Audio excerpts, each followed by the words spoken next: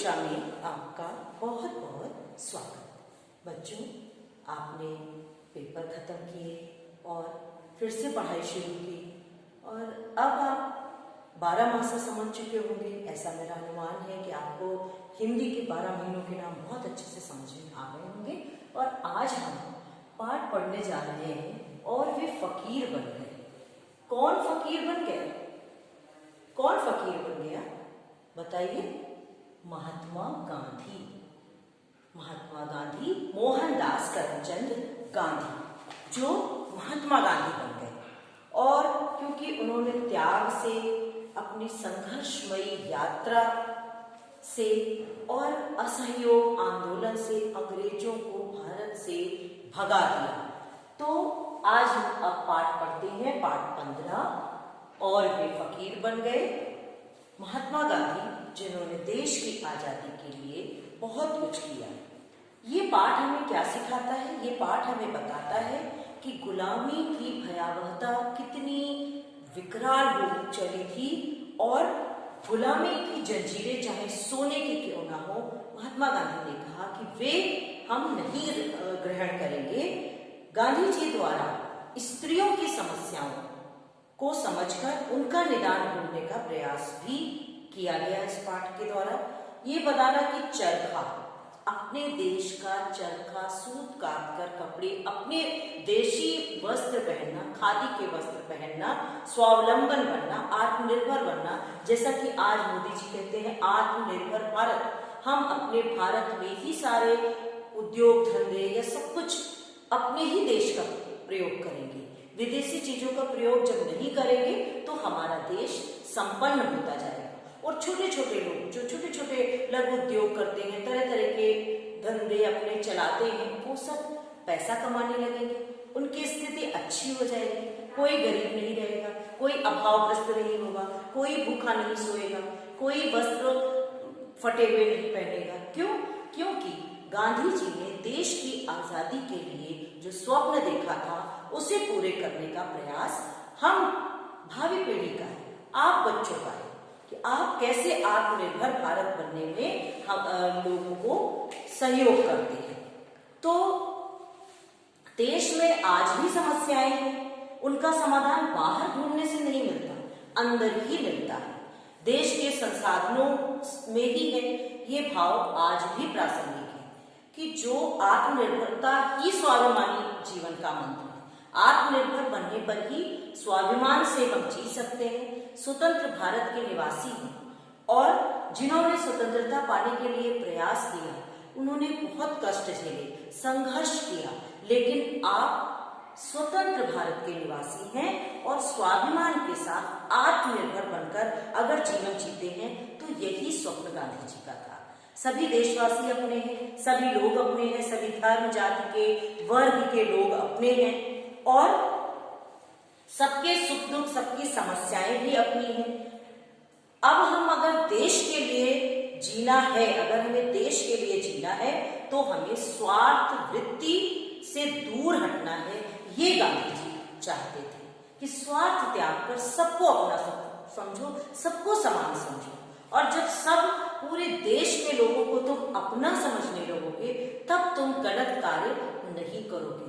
ये नहीं कि बस हमारा परिवार अच्छे से रहे, हमारा समाज अच्छे से रहे, बाकी सब एक तरफ जाए। जब हम सबके लिए हित की बात सोचेंगे, आपको हमने समझाया ना कि छोटे छोटे उद्योग धंधे करने वाले, छोटे छोटे संसाधन प्रयोग में लाने वाले लोग, अगर उनको आत्मनिर्भर बनाना है, अगर उनको धन से संपन्न करना है, तो हमें अपने देश की चीजों का सम्मान करना होगा, अपने देश की चीजों को स्वीकारना होगा और उनका ही उपयोग करना होगा।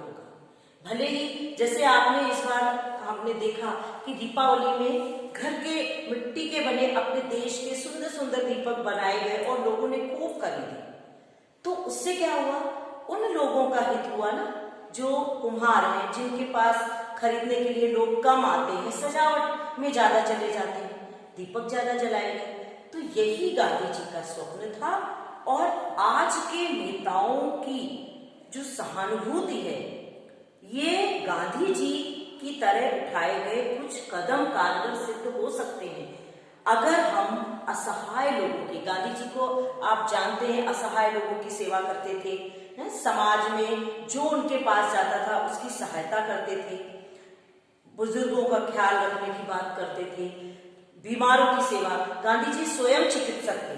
पहले वो चिकित्सक बनना चाहते थे, डॉक्टर बनना चाहते थे, पर उनके परिवार में चीड़-फाड़ मंजूर नहीं थी, तो फिर वो आयुर्वेदिक चिकित्सक बने और आयुर्वेदिक खुद ही बुखार का इलाज करते थे, खुद ही वो दूसरों को दवाई देते थे, तरह तरह के काढ़े नुस्खे प्रयोग करते थे, तरह तरह की व्यायाम बताते थे। तो इसलिए इस पाठ में हम ये देखेंगे कि आप अपना माइंड मैप निकालिए, उसमें देखिए फकीर कौन बन गया? गांधी जी। वे फकीर क्यों बन गए? क्योंकि देश के करोड़ों लोगों की कंगाली और तन ढकने के लिए वस्त्रों की कमी के बारे में पता चलने पर वे फकीर बन गए। आपने देखा गांधी जी की वेशभूषा देखी आपने? एक धोती पहनकर ही रहे वो जीवन भर, पतली सी धोती ओढ़कर रहते थे, कोई उन्होंने साज सज्जा या वस्त्र धारण नहीं किए, अपने चरखे से कते हुए सूत से बनी हुई धोती वो धारण करते थे। उन्होंने क्या निश्चय किया?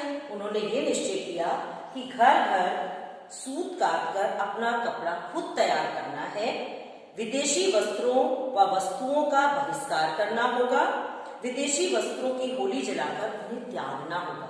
ये गांधी जी ने कब किया था? और आज मोदी जी हमारे भारत के प्रधानमंत्री भी यही कहते हैं कि विदेशी वस्तुओं का त्याग करके हमें अपने देश की वस्तुओं का इस्तेमाल करना चाहिए। इसमें 3 बहनों की कहानी है। 3 गरीब बहनें, एक साड़ी बारी बारी पहनकर बाहर जाना, घर में बंद रहना और कस्तूरबा को अपनी कहानी बताना कि एक घर में 3 बहनें रहती थी, वो इतनी गरीब थी कि वो बाहर नहीं निकलती थी। एक ही बहन, एक ही साड़ी थी और बारी बारी से बदल बदल कर वो जिसको निकलना होता था वो पहनती थी। इतनी असहाय, इतनी बुरी अवस्था में वो रहती थी। तो उन्होंने क्या, अंत में क्या निश्चय हुआ कि चरखा सुदर्शन चक्र बनकर देश भर में गरीबी मिटाने और लोगों को स्वाभिमानी बनाने, स्वावलंबी बनाने के साथ साथ आजादी का अस्त्र भी बन गया। तो गांधी जी ने हमें तब, जब हमारा देश आजाद नहीं हुआ था, तब ये प्रेरणा दी कि हमें आत्मनिर्भर बनना है, स्वावलंबी बनना है, स्वाभिमानी बनना है, अपने देश की वस्तुओं का प्रयोग करना है, विदेशी वस्तुओं का त्याग करना है। आप देखते हैं चाइना से बने हुए तरह तरह के खिलौने, लाइट्स, हर चीज चाइना की रहती है, लेकिन वो क्या जरूरी है कि हम उसको इस्तेमाल करें? चमक दमक में वो मजबूती तो नहीं होती, उस सुंदरता देखकर हम उसके पीछे भागते हैं। कई बार हम इसमें धोखा भी खाते हैं। अच्छी बड़े बड़े महंगी महंगी चीजें पल भर में खराब हो जाती हैं और उनका कोई उपाय ठीक होने का नहीं होता है। तो बेहतर होगा कि हम अपने देश की उत्पन्न की हुई जो भी सामग्री है, जो भी वस्तुएं हैं, जो भी उद्योग, जो भी संसाधन उपयोग में लाने की बात कही जाती है, उन्हें हमें उपयोग में लाना है। तो इस पाठ के माध्यम से आपने जाना कि एक फकीर ने हमें जो रास्ता दिखाया है, उस रास्ते पर चलकर हम अपने देश के लिए बहुत कुछ कर सकते हैं।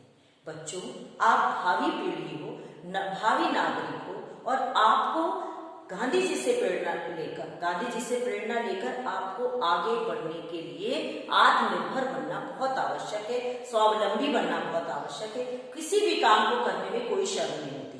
गांधी जी अपने आश्रम में बर्तन भी धो देते थे, खाना भी बना लेते थे, गेहूं भी साफ कर लेते थे, सफाई करते थे, बहुत सफाई पसंद थे, झाड़ू लगाना, सफाई करना, वस्त्र धोना, सारे काम अपने हाथ से करते थे।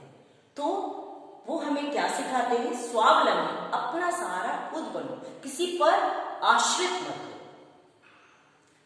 अतः आपसे यही निवेदन है कि पाठ को अच्छे से पढ़िए और फिर समझिए।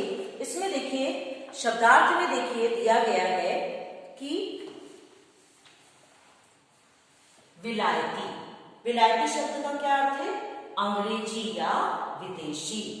इसके अलावा स्वावलंबन, अभी आपको मैंने बताया, स्वावलंबन आत्मनिर्भरता।